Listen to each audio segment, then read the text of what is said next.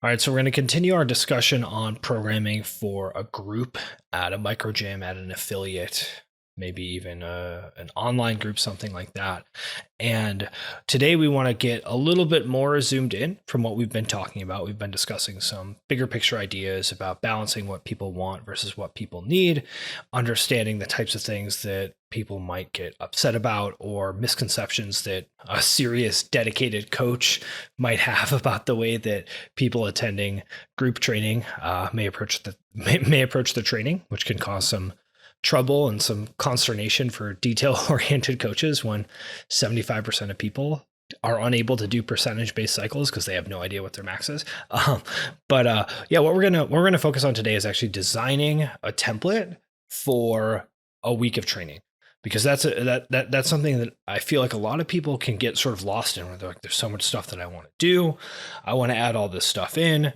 Simultaneously, I have these people, some of whom don't show up consistently, some of whom only come on Tuesday and Saturday, some of whom come literally every single day. How do I put together a week of training that makes any sense for these folks? And it's hard. It's a challenging series of balls to juggle to keep all these things kind of working together, where you are showing some progression over time. You're not just doing the same movements over and over again.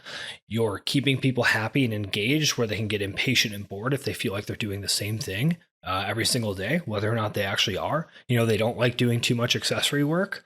They want to improve their skills, but they don't want to do too much skill work, right? It's like really, really tough to thread the needle on all that stuff. So we want to talk about designing a week of training, understanding the priorities in a template, and then trying to kind of architect stuff where we're aware of the psychology of our participants, but not necessarily catering to it in a way that's not beneficial for them in the long run. So, Luke, if you're putting together, all right, cool, here's my training for this affiliate that I'm either coaching at or I'm writing programming for, how do you think about picking priorities that the group is going to work on for, let's say, a 5 to 8 week training cycle? So in the last podcast, we were talking a lot about the culture of the gym and sort of what the values are within training. I think that there's always going to be some general things that you're working on, and we're going to get into actually sort of like building out a template later on in this podcast. I think you want to leverage sort of the culture of the gym to sort of get buy-in. For example, if you have people who are amped up about the open, whether it's something that they're actually trying to perform well in, or whether it's just something that they're trying to showcase a little bit more on a affiliate local level, trying to sort of build a little bit more of a community feel during that period with Friday night lights and that type of stuff. You could gear your priorities as such towards the open, and you could, in a very, very loose way, follow something that would be very similar to what I think was quite popular maybe about 5 or 6 years ago with CrossFit programming, was the idea of like an off season and then going into something that was building more towards what we would see in traditional periodization, but like a super loose way of going about that. So straight off the open, after the open, maybe people want to get strong, or maybe you go say, hey, we're going to go through a period of work where we're going to work on your structural balance. We're going to be working on a lot more rear foot elevated split squats and movements like that. Then we're going to start to build in your strength, and then we're going to start to ramp up the skills a little bit, and then work on your capacity. And you could plan things out in that way, whilst also sort of still sticking to a general template that you work by. You could also just ask for feedback. You could ask individuals in the gym, okay, what is it that they wanting to work on more? What, maybe you're opening up a can of worms asking for feedback and opinions about the programming. However, it might just be something that's like worth maybe not putting into a Google form and sending out to everyone, but maybe just like picking up on conversations from individuals. You know what? I'll jump in there real quick, because I do think that that's a very important thing to point out, is that asking for feedback can be very valuable, but the feedback that you'll get will often be like harsh or rude or lacking in perspective. But that doesn't mean that there's not something there, right? That members will say stuff that to a coach who's taken, they're a level 2 CCP coach, a level 2 PN coach, they listen to Mike Robertson's podcast, and some member is like, why do we only do EMOMs? And the coach is like, whoa, like, you don't understand, like, this is the stimulus, whatever, right? And, maybe that coach is right, but it doesn't mean that what the member is saying doesn't have some validity to it, which is like, hey, listen, these people have a perspective on their own training experience, and they maybe feel frustrated or bored or like they want to do something that they're not doing. And whether or not they're correct, the fact that they're giving feedback in and of itself is the thing that's important, right? You don't listen to the exact thing that they say because they're probably wrong. But if you can sort of like try to abstract out, what is the issue here? What is this member irritated by? Are they feeling like they're stagnant in something? Are they not touching certain movements that they want to touch and they want to prioritize their improvement on, right? Are they seeing something that's happening in class that you may not recognize, where maybe the programming isn't being explained properly, or maybe, a certain group tends to, like you said, the culture of the gym is off in some way, so people misinterpret the point of something. So the data points from feedback are very important, but you can't just take them at face value. You have to say, all right, I'm going to disregard your suggestion because it's wrong, but I am going to try to figure out what you're actually complaining about and see if there's something there that maybe we do need to adjust. Yeah, it's like I remember numerous occasions individuals giving the feedback of like, we've only just done legs this week or something like that, and it's like, you've come in twice this week, and on both days you did like a lunge or a squat or something in this like, so yeah. But I think back to the point, you obviously, depending on how you want to approach that, maybe auditing and getting some feedback from the client group could be good. Having conversations with individuals, and then also just sort of having a look at like, where is the general ability of the gym? Are you in a position where everyone is really good, or not necessarily really good, but everyone sort of can carry their way through a workout like Cindy? However, if we say, hey, how many people have 10 strict pull-ups, and then only like 2 people have that, and they're also those individuals who came in from like a bodybuilding background of just doing constant resistance training for years, then maybe you need to work through a lot more strict gymnastics. And then obviously the going back to the culture, you have to sort of find your own way of making an assessment on what you think like a balance, what balance in fitness is as well. You can obviously start to employ maybe some theory from strength and conditioning, where you need to have X amount of reps before you do this, or you can work off of this sort of I don't know how to describe it, but this little sort of prerequisite system, or you can just sort of make general observations. And I think the general observation is just something that's not necessarily utilized or valued enough. I think that if you just have a conversation with other coaches or other people in the gym, and you'd be like, hey, what is it you guys see everyone struggling with? Okay. And then you just draw upon those themes, and then that can be your training priorities for the next cycle. And one of the things that I did for a period of time, which was quite useful, was just, and this was something just to sort of create a bit of balance throughout the year, was having a strength focus, a skill focus, and a conditioning focus for each new cycle, whether it would be 6 weeks, whether it would be a month, or what have you.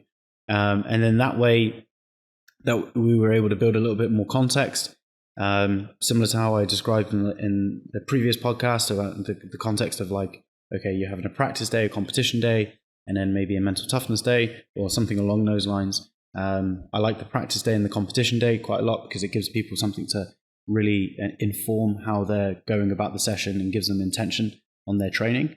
But say, for example, you have, okay, our strength focus is going to be a deadlift triple from the, with a reset or something like that. And then what you can do is you can actually explain earlier in the cycle the reason why they're doing lots of double overhand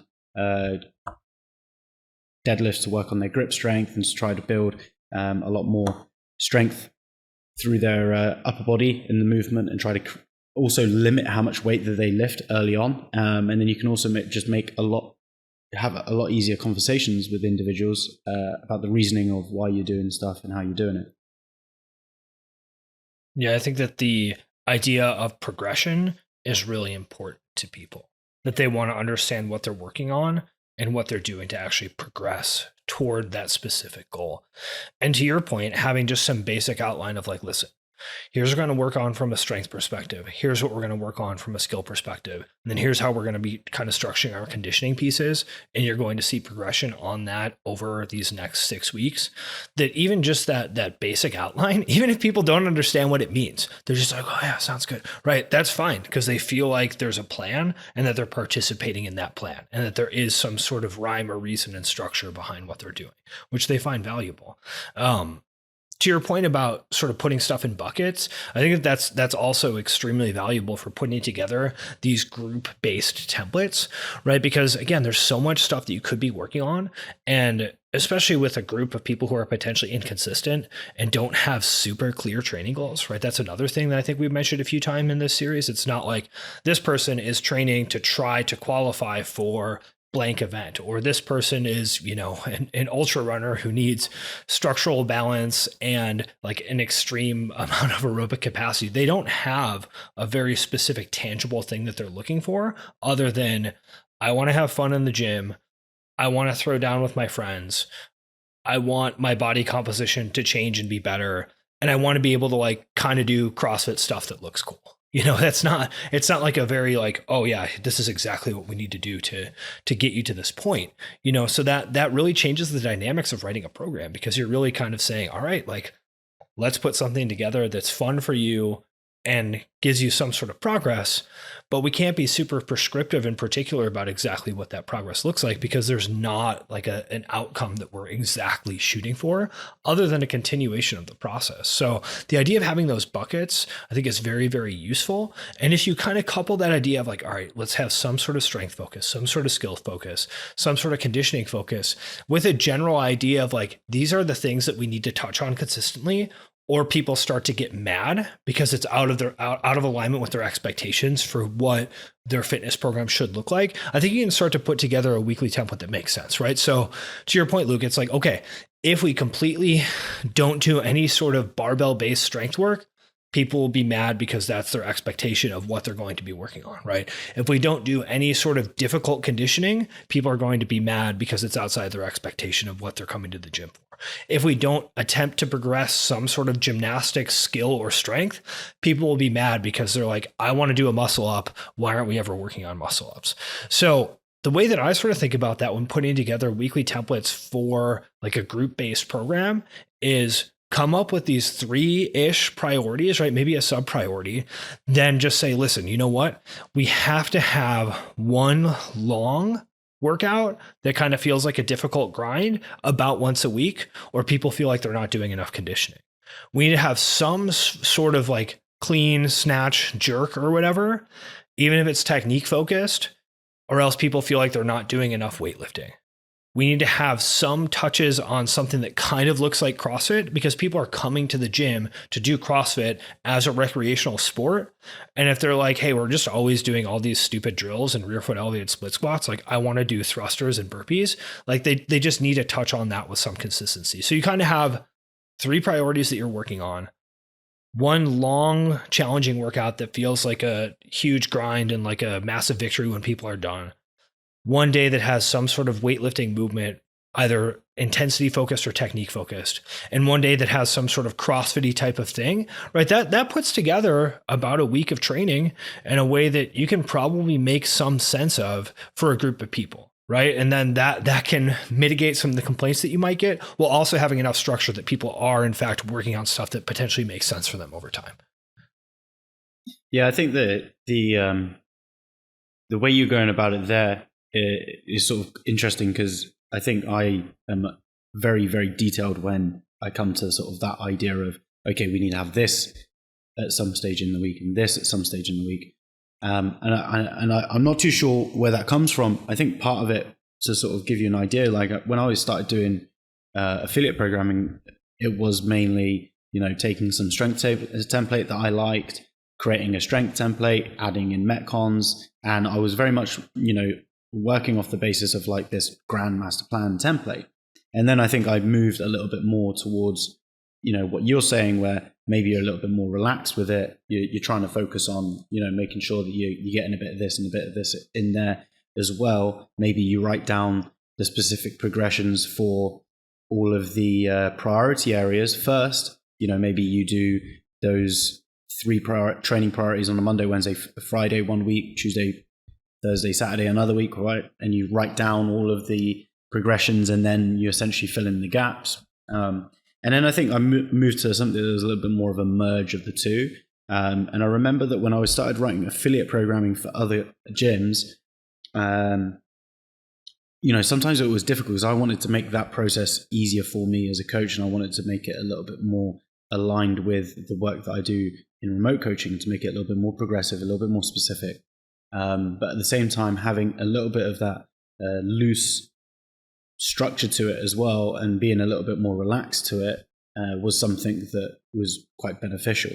To sort of give you an idea of like the type of stuff that I would try to fit in a 2-week period, it would be strength work. I would try to make sure there was some upper body, lower body, and then a dynamic element every single week. Usually having a clean and jerk 1 week and a snatch 1 week on those dynamic days. I'd try to make sure there was a gymnastic strength piece, a gymnastic skill piece once a week. I would try to make sure that there was some element of structural balance in there as well. The time domains, so sort of similar to what you were saying, with sort of making sure there was one long workout in there, maybe a team workout in there.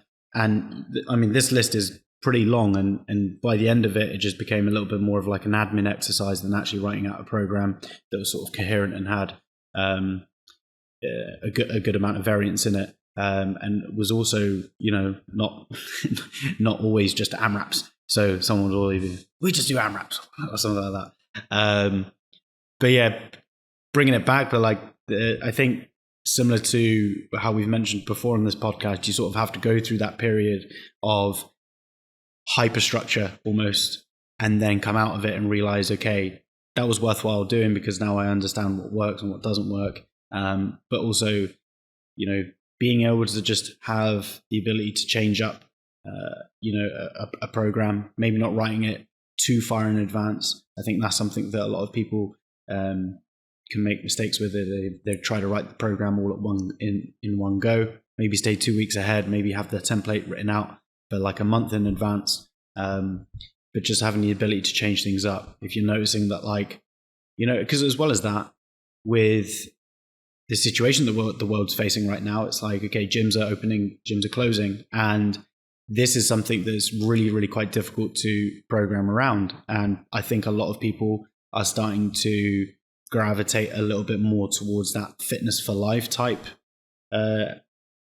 method for training. They're a lot more focused on, how they're feeling and how they're doing and just moving really. And it could be something that looks a little bit like CrossFit one day. It could be something that looks a little bit different another day.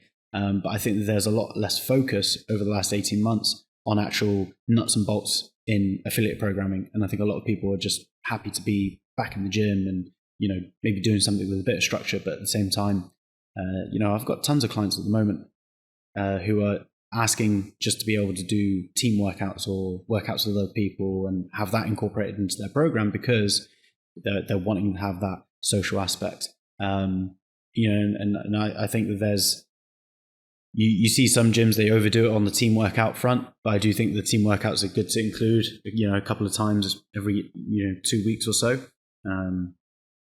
But yeah, I think the balance in programming is just trying to find enough structure that you can operate well and give yourself an easy job and make sure things are moving in the right direction, but at the same time be adaptable and also play around with stuff. If you find something online that you want to try and then all of a sudden you have to wait 6 weeks until the next cycle, it's like, all right, well, maybe you're not excited about it anymore. There's one thing that you started to touch on there, which I think we've mentioned previously as well.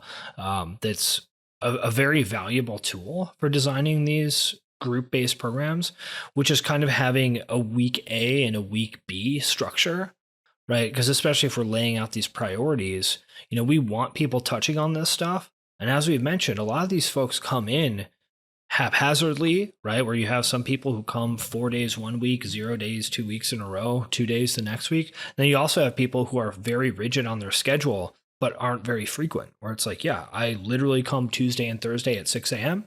every day or every week, but I'm never coming other than that.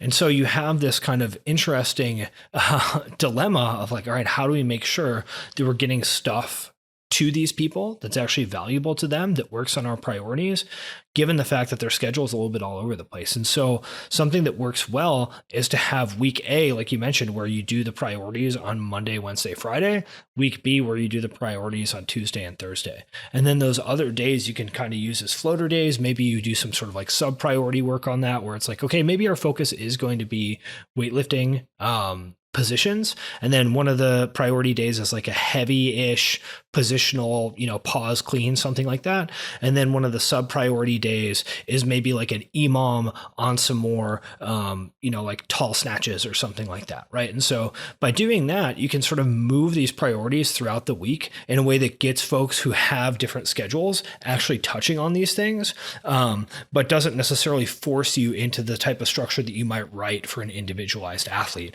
where like, listen, here's your 5 days of training. You have 2 a.m. sessions. You're going to get basically all of that done every single week. And like, I'm going to actually see your results and know what you did. Right. So I think that the ways that you can actually manipulate that stuff to account for the variable schedules of your members is going to be very important to get them touches on stuff, and also just to keep them from getting irritated. Like you said, it's like, some people may appreciate squatting every Monday, but I can tell you what, if you have a group of a few hundred people, the vast majority of those people are not going to like squatting every Monday, and they're going to complain about it constantly. So you have to give them some sort of variation on stuff so they feel like they're doing new things and they feel like they're going outside of what you've been doing for the last few weeks, but still retaining the structure so that they're progressing and it's not haphazard and they don't feel like it's too disorganized either.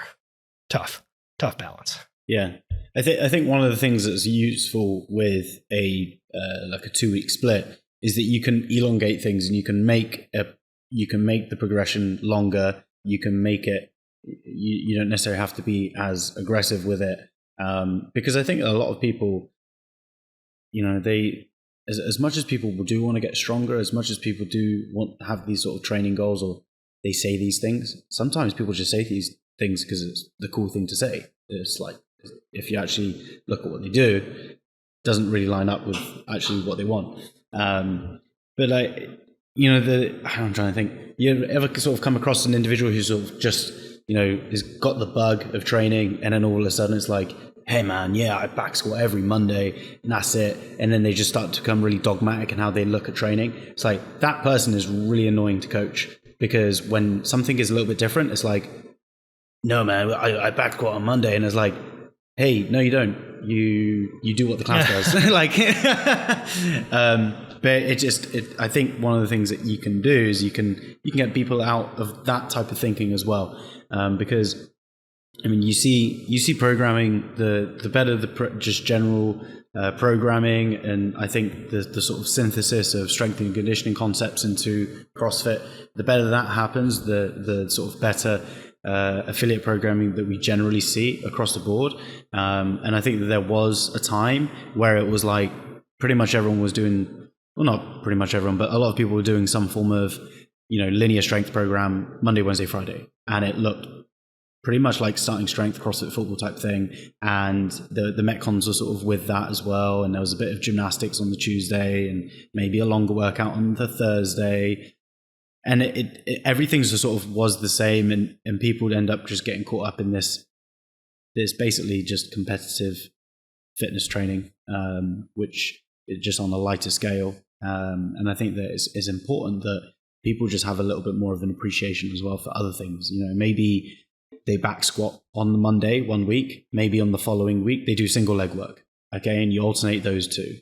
That way you're working on the same thing, but you're working on it a little bit differently, and you can be a little bit more varied in how you do that. And I think one of the things that I was sort of going to mention earlier as well is that if you level your programming, you have to sort of understand that maybe, I think you mentioned like a heavy positional clean or something like that. And I was just sort of thinking back to days of coaching. And when I was doing weightlifting work a lot of the time, I was just telling people to be like, okay, stick with this weight and just do fives, every couple of minutes, and just focus on technique.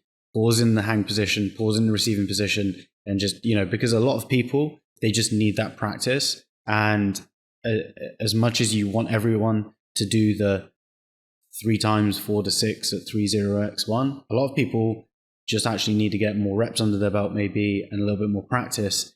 So you have programs within programs, but maybe you have also a good set of skilled coaches who are able to sort of communicate across what this beginner needs compared to someone who's actually trying to follow the program, who's a few years under their belt, is fairly sort of intermediate to advanced, and is trying to do it to what's actually written.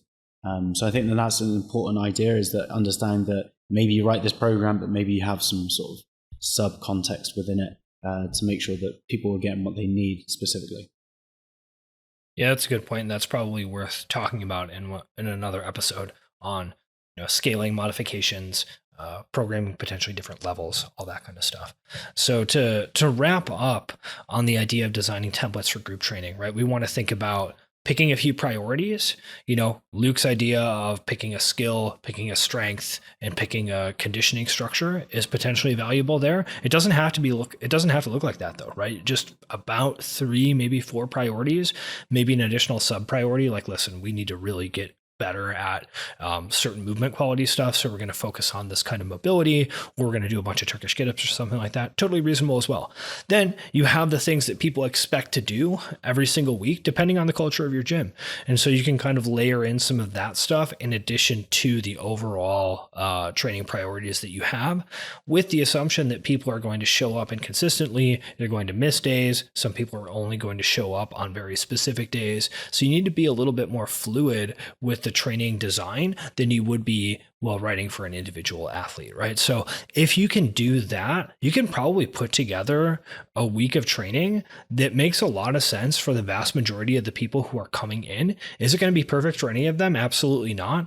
But again, a lot of the folks who are coming to a group fitness class don't have super specific, very important goals to them, right? They're just like wanting to work out, have fun, get healthy, whatever. And it doesn't need to be this exact progression over these 4 weeks to have them have fun, work out, and, stay healthy for some additional decade.